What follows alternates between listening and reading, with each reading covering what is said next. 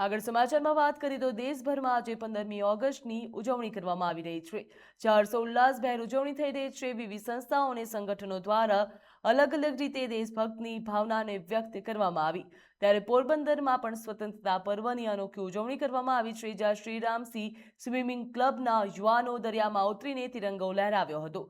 25 વર્ષ જૂની પરંપરા જાળવી રાખીને યુવાનોએ વહેલી સવારથી ઠંડી અને દરિયાના મોજાનો સામનો કર્યો હતો, તેમજ દરિયાની વચ્ચે રાષ્ટ્રધ્વજ લહેરાવી યુવાનોએ રાષ્ટ્રગીતનું પણ ગાન કર્યું હતું અને તિરંગાને સલામી આપી હતી।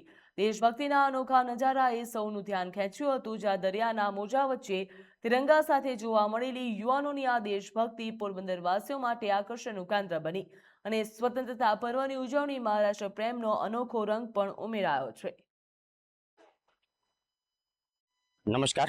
आज जब पूरा भारतवर्ष अपना 80वां स्वतंत्रता पर्व गर्व से मना रहा है, तब हम पोरबंदर से श्री राम सी स्विमिंग क्लब पिछले 25 साल से मिड सी में हर 15 अगस्त और 26 जनवरी को फ्लैग होस्टिंग करके एक एडवेंचर का संदेश पूरे देश में देते हैं। और हम ये फ्लैग होस्टिंग है वो अपने देश को समर्पित करते हैं।